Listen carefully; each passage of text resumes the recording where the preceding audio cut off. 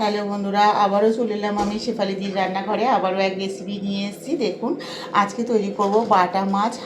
হাতে মেখে বাটা মাছের ভাপা তৈরি করব। একদম সম্পূর্ণ ভিন্ন ধরনের এই রেসিপিটা বানাবো, আর সেই রেসিপিটা আজকে তোমাদের সঙ্গে শেয়ার করব। তো পুরো ভিডিওটা দেখবেন বন্ধুরা, আশা করছি ভীষণ ভালো লাগবে। আর বাটা মাছ ভাপা খেতে কিন্তু ভীষণ সুন্দর লাগে। আমরা তো চিংড়ি মাছ ভাপাটাই বেশি করে খাই, ইলিশ মাছ ভাপা খাওয়া হয়। বাটা মাছ একদিন ভাপা করে খেয়ে দেখবেন বন্ধুরা। এটা কিন্তু একদম না ভেজে এই বাটা মাছের রেসিপিটা আমি বানাবো ভীষণ সুন্দর করে। দেখুন বন্ধুরা, রেসিপিটা ভীষণ ভালো লাগবে। একদম ভিন্ন স্টাইলের এই রেসিপিটা হবে। তার জন্য এখানে একটা বড় প্লেট নিয়ে নিয়েছি, আর এই প্লেটের মধ্যেই বাটা মাছগুলোকে ঢেলে নিলাম। এই দেখুন বন্ধুরা, সব বাটা মাছগুলোকে আমি ঢেলে নিয়েছি। আর দেখে বুঝতে পারছো বন্ধুরা, মাছটা একদম টাটকা, সবে পুকুর থেকে ধরা হয়েছে। আর এই টাটকা মাছের ভাপা খেতে কিন্তু ভীষণ ভালো লাগে। আমরা সবাই কিন্তু মাছ ভাপাটা ভীষণ পছন্দ করি। তার জন্য আজকে বাটা মাছের ভাপা করব একদম ভিন্ন স্টাইলে, আর সেই ভাপাটা তোমাদের সঙ্গে শেয়ার করব। তো বন্ধুরা দেখুন, মাছগুলো কিন্তু সব কেটে ভালো করে ধুয়ে নিয়েছি। এবার মশলাটা আমি মাখিয়ে দেবো। প্রথমেই দিয়ে দিচ্ছি দেখুন বন্ধুরা, এখানে 3টে পেঁয়াজ, 4টে কাঁচা লঙ্কা আর কটা টমেটো কেটে নিয়েছি, 3খানা টমেটো। তো এই মাছের ভেতরে আমি দিয়ে দিচ্ছি টমেটো কুচানো, পেঁয়াজ কুচানো, আর তার সঙ্গে দিয়ে দিচ্ছি 4টে কাঁচা লঙ্কা। কাঁচা লঙ্কাটা মাঝখান থেকে আমি চিড়ে দিয়ে দিয়েছি। 1/2 চামচ হলুদ, 1/2 চামচ জিরে গুঁড়ো, 1 চামচ লঙ্কা গুঁড়ো, কসুরি মেথি, 1/2 চামচের মতো লবণ, পরিমাণ মতন এখানে সরষের তেল, 4 থেকে 5 চামচের মতন সরষের তেল আমি এখানে অ্যাড করলাম।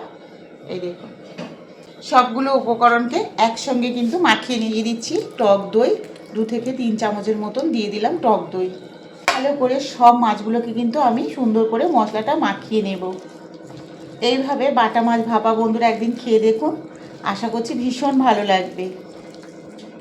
তার জন্য আমি সব মাছগুলোকে এই মশলা দিয়ে মাখিয়ে নেব। এখানে কিন্তু কোনো রকম ভাজার প্রয়োজন হবে না বন্ধুরা। মাখিয়ে রেখেছিলাম সব কিছু মশলা দিয়ে, আর 10 মিনিট হয়ে গেছে। এবার মাছটাকে নিয়ে রান্নাঘরে চলে যাব। বন্ধুরা দেখুন, আমি গ্যাসটা জ্বালিয়ে দিয়েছি, আর এখানে একটা কড়া বসিয়ে দিয়েছি। এবার কড়াতে দিয়ে দেবো তেল। 4 চামচের মতন এখানে তেল দিয়ে দেবো। বেশি তেল দেবো না, কেননা এখানে আমি যখন মাছটাকে মাখিয়েছি তখন কিন্তু তেল দিয়ে মাখিয়েছিলাম। কালো জিরে, কালো জিরে ফোড়নটা দিয়ে তবে কিন্তু আমি মাছটা দেব। কড়ার চারদিকে তেলটাকে একটু নেড়ে নিলাম যাতে মাছটা না লেগে যায়। দেখুন বন্ধুরা, আমার কড়াটাও গরম হয়ে গেছে, আর এখানে তেল দিয়ে দিয়েছি। এবার এখানে যে মাছগুলো আমি মাখিয়ে রেখেছিলাম, 10 মিনিট হয়ে গেছে। এবার বাটা মাছগুলো কড়াতে দিয়ে দেব। মশলাটাও আমি চামচের সাহায্যে প্লেট থেকে দিয়ে দিচ্ছি। আঁচটাকে কিন্তু বন্ধুরা একদম লো ফ্লেমে দিয়ে কিন্তু এই মাছ ভাপাটা করতে হবে, নাহলে কিন্তু মাছটা লেগে যাবে। এখানে কিন্তু জল ব্যবহার করব না বন্ধুরা। এই মশলা থেকে যে জলটা বেরোবে তাতেই কিন্তু ভাপাটা হয়ে যাবে। যেহেতু এখানে টক দই আছে, আর টমেটোগুলো যখন হয়ে যাবে তখন কিন্তু টমেটো থেকেও একটা জল বেরোবে।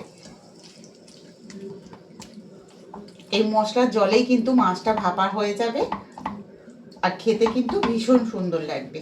তো আমি সব কিছু দিয়ে দিয়েছি। এবার ভালো করে ঢাকা দিয়ে একদম লো ফ্লেমে রেখে মিনিট 10 মতন ফুটিয়ে নেব বন্ধুরা। আমি ঢাকা দিয়ে মিনিট 10 মতন ফুটিয়ে নিয়েছি। দেখুন কতটা জল বেরিয়েছে। দেখুন বন্ধুরা, মশলা থেকে এখানে টক দইটা দেওয়া ছিল, টক দই আর টমেটো থেকে দেখুন বন্ধুরা অনেকটাই জল বেরিয়েছে। এই মশলার জলেই কিন্তু পুরো মাছটা ভাপা হয়ে যাবে, আর খেতে কিন্তু ভীষণ সুন্দর লাগবে। আবারও ঢাকা দিয়ে 10 মিনিট ফুটিয়ে নেব। এবার একটু হালকা করে আমি নেড়ে দিচ্ছি।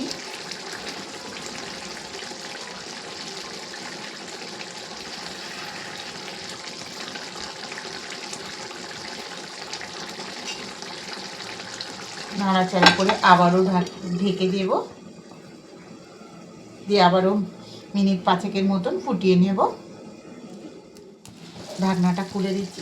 দেখুন কত সুন্দর লাগে মাছ ভাপাটা। আমার 10 মিনিট কিন্তু হয়ে গেছে, আর মাছ ভাপাটাও কিন্তু সুন্দরভাবে হয়ে গেছে। দেখুন কত সুন্দরভাবে মাছটা হয়ে গেছে। এবার একটা প্লেটে আমি মাছ ভাপাটাকে নামিয়ে নেব। কালো জিরে দিয়ে হাতে মেখে বাটা মাছের ভাপা কেমন হয়েছে বন্ধুরা অবশ্যই কমেন্টে জানাবেন। আর রেসিপিটা ভালো লাগলে শেফালিদি রান্নাঘর চ্যানেলটিকে অবশ্যই সাবস্ক্রাইব করে নেবেন। আর ফেসবুক থেকে দেখলে একটা ফলো করে দিও। কমেন্টে অবশ্যই জানিও বন্ধুরা আজকের এই কালো জিরে দিয়ে বাটা মাছের ভাপাটা কেমন হয়েছে। আর রেসিপিটা ভালো লাগলে বন্ধুদের মধ্যে বেশি বেশি করে শেয়ার করবেন। লাইক অবশ্যই করো বন্ধুরা, আর কমেন্টে কিন্তু অবশ্যই জানিও আজকে রেসিপিটা কেমন হয়েছে। তো সবাই ভালো থেকো, কালকের আবার দেখা হচ্ছে নতুন এক রেসিপি নিয়ে।